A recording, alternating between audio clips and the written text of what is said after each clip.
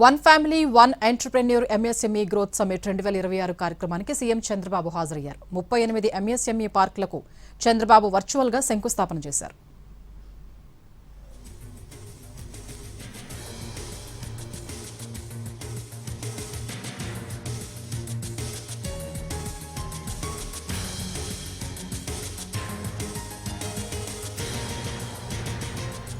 దేశంలో 175 నియోజకవర్గాల్లో 175 ఎంఎస్ఎంఈ పార్కుల ఏర్పాటు లక్ష్యంగా ముందుకెళ్తున్నామన్నారు సీఎం చంద్రబాబు. రాష్ట్రంలో పరిశ్రమల ఏర్పాటుకు రైతులు అందిస్తున్న సహకారం అమోఘమన్నారు. దేశంలో మొట్టమొదటిసారిగా, ప్రపంచంలో కూడా నాకు తెలియదు కానీ దేశంలో మొట్టమొదటిసారిగా 175 నియోజకవర్గాల్లో 175 ఎంఎస్ఎంఈ పార్కులు ఏర్పాటు చేసే లక్ష్యంగా ముందుకు పోతున్నాం. ఈరోజు శంకుస్థాపన చేసుకున్నటువంటి 38 కలిపితే 138 అయ్యాయి. రాబోయే తొందరలోని జూలై నాటికి 175 నియోజకవర్గాల్లో 175 ఎంఎస్ఎంఈ పార్కులు వస్తాయి.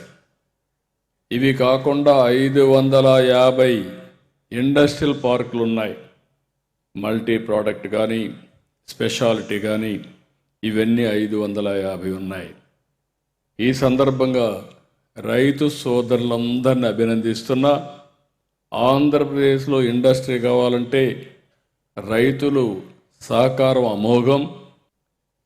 36 రోజుల్లో 5th జనరేషన్ ఫైటర్ జెట్ పరిశ్రమ ఏపీకి తీసుకొచ్చిన ఘనత ఈ ప్రభుత్వానికే దక్కింది. పని ప్రారంభించి 36 రోజుల్లో కంప్లీట్ చేశాం. రేపు పుట్టపర్తి నుంచి బెంగళూరు వరకు డిఫెన్స్ కారిడార్ హబ్గా తయారవుతుంది. డిఫెన్స్కి అవసరమైనటన్నీ అక్కడే తయారు చేయబోతున్నాం. ఆ తర్వాత విమానాల తయారీకి కూడా ఇది కేంద్రంగా తయారవుతుంది. మొట్టమొదటిసారిగా భారతదేశానికి విమానాలు తయారు చేయడానికి యాంక్సిరీ పరిశ్రమలకి కేంద్రంగా తయారు. ఎకో టూరిజం, బీచ్ టూరిజానికి ఏపీ బెస్ట్ డెస్టినేషన్.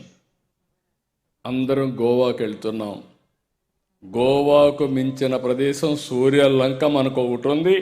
రాబోయే రోజుల్లో గోవా కంటే మెరుగైన టూరిజం హబ్గా సూర్యలంక తయారవుతుంది.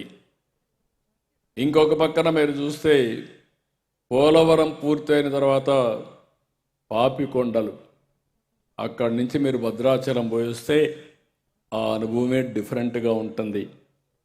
మరో గ్రాండ్ కెనన్ గండికోట, ఇలాంటివన్నీ కూడా one of the best places మన దగ్గర ఉన్నాయి. ఇంకొక పక్క మీరు చూస్తే మన రాష్ట్రంలో శక్తిపీఠాలు ఉన్నాయి, పంచారామాలు ఉన్నాయి, జ్యోతిర్లింగంతో సహా అనేక దివ్యక్షేత్రాలు ఉండే రాష్ట్రం.